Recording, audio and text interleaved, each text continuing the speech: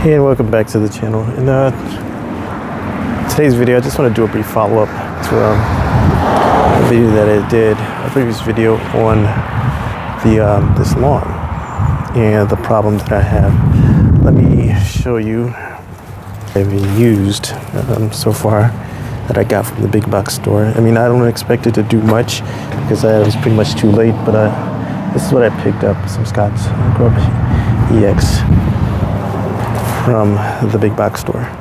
And hopefully, you know, I don't expect it to work miracles or anything like that, but hopefully it will prolong the inevitable, or it won't be too much of a problem when it comes to getting this thing back in order, because this is what I'm dealing with right here. Again, like I mentioned before, it basically just pulls up like paper over here, this grub problem. All this right here and this to where this tree used to be, which was right here. Over here, I mean, that side of the lawn is pretty good. You know, it comes in every year very well, but on the other side of the driveway, that's the grub problem. But hopefully, like I said, with that Grub EX that I put down, it'll probably just slow it. But when I come back from vacation, I'll be able to, you know, properly address it, or address it the way that I know how when it comes to getting this yard back in order. But let me follow up with this cleanup that I started. You know, I'm like, I forget what this is called, but it's starting to bloom. Again, that Japanese maple, comes back every year. So you got these tulips. I think there's a couple of them. They come back. I need to put something right there. I don't know. Behind that rock. I forget what was there before. That didn't survive. And again, there was a rose bush right there between these two, and there was another couple of perennials that was if I said annual, I meant perennials, so behind that rock.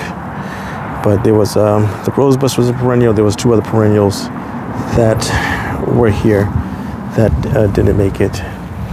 That right there, I forget what that's called, but that's, I'm going to pull that up. That one survived. This rose bush, I did some trimming on that. This took me some time. I was out here for a good couple hours, and I can imagine. I mean, if this is just the front, the back is you know, it's twice as big when it comes to these garden beds. So hopefully I'm going to do that another time. I'm not really too stressed about that, and I can take my time with that. Nobody goes back there. So, but when it comes to getting these this one in order, plants, they cost money. You know, I forget, I went over to the garden center, big box store, and I picked up some annuals that I was gonna place over here. A helper, she's working on these right here. She's prepping that for the annuals that I had purchased. And hopefully, I think I may have, hopefully they'll take. Again, I had to prune that rose bush. It's because it was wide, and it was basically just dying underneath the thing. But basically just the idea is to get this thing in order. And I got plenty of mulch, and I got plenty of grass seed that when I address that spot over there and this spot over here, I'll be able to do that at you know, at the same time. And I got a long enough hose where, you know, I can it covers some ground, so watering it shouldn't be a problem. At least, you know, water every day for 2 weeks, and probably once a day after that, you know, with the Scott seed.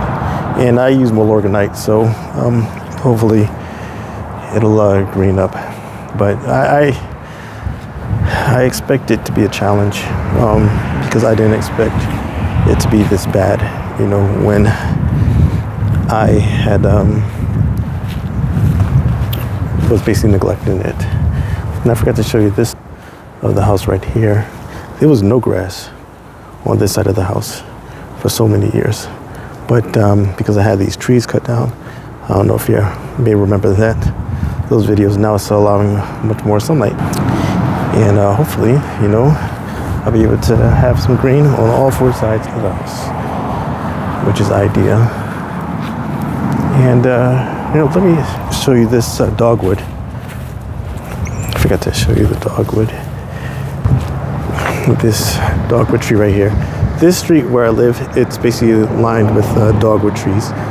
They're gonna bloom pink in maybe a couple weeks or so. And it's very beautiful. Very beautiful. I look forward to it, you know, every year. So again, that's just a brief follow-up with what I'm doing with the front of the house and getting this garden bed in order. It's gonna be a pain, but if you want to see any of this type of content, subscribe, hit that like, and follow for more. Talk to you later.